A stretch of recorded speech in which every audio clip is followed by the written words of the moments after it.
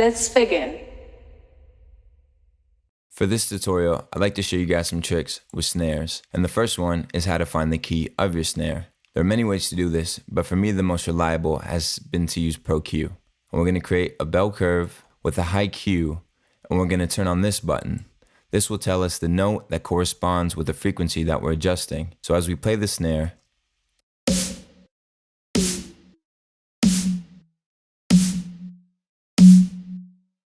we look for the frequency where it truly resonates. In this case, it's F sharp. And that's how we know the snare is F sharp. The next trick that I'd like to show you is how you can gate your snare. Here, I've made a simple demo project with a very dry snare.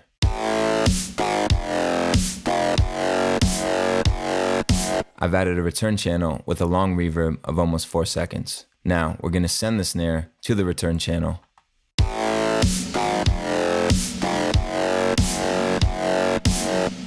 Now it sounds very big, which we want, but if you take a listen, the reverb decay is extending way too long.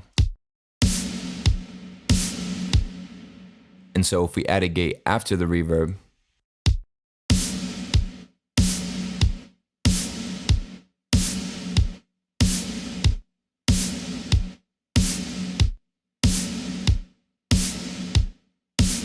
we can clean it up significantly.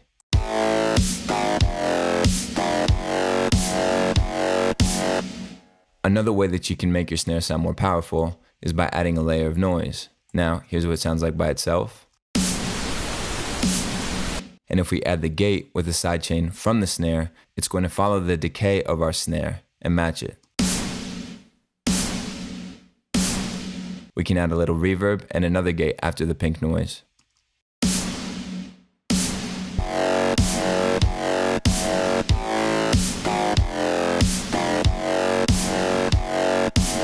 By adding the noise, you just widen the amount of frequencies that your snare is hitting. Makes it sound a little more powerful while retaining the original character of your snare. Now here it was before.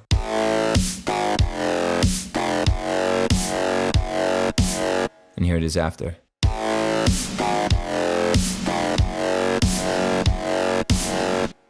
Next, snare rolls. Oftentimes I find if I use too many different samples in a snare roll, it can sound disjointed. So one trick that I use is by using the same sample in 3 different slots.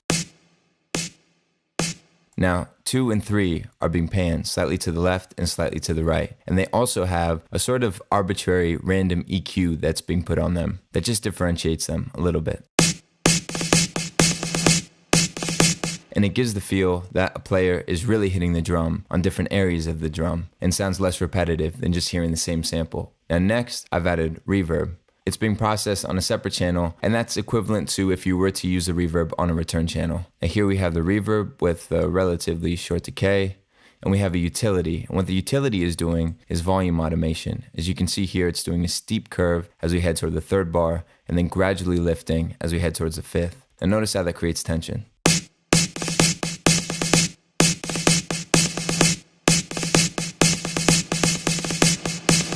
The other thing that's going on is a compressor. This compressor is happening after the reverb, and it's actually getting a sidechain from the original dry sound. And what that does is it compresses the reverb out of the way of your snare, so the reverb is ducking whenever the snare hits and lifting whenever the snare has a space. So listen to it without it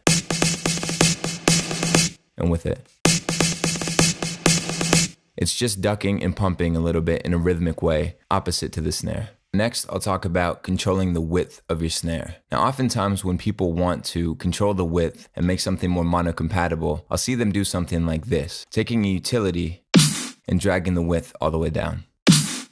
Now, the problem with that is that you're taking the left and the right signal, which may be out of phase with one another, and you're playing them over each other, and that can introduce phase cancellation. One alternative, and one that I prefer most of the time, is to tell your utility to just take the left signal or just take the right signal, and doing that will play it out of both speakers. So imagine you're just taking the left side or just taking the right side and playing it out of both speakers, as opposed to joining the left side and the right side and playing them over each other. You're playing one or the other exclusively.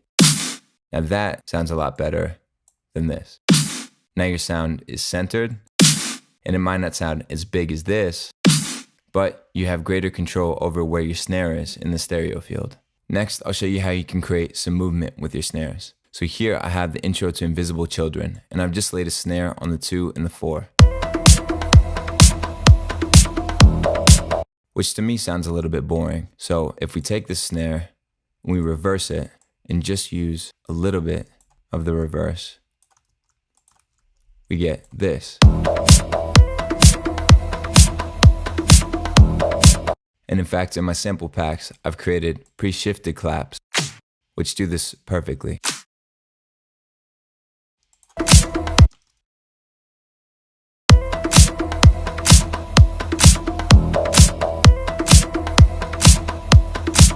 And you can add a little bit of variation in between so that it doesn't sound like a copy and paste job. And to create variation over an even longer period of time, you could take a very long clap or reverb snare, and you could add it leading up until the final of your 4th.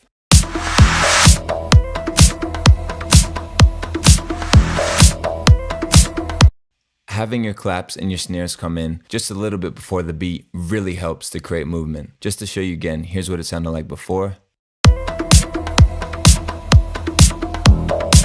And here it is after.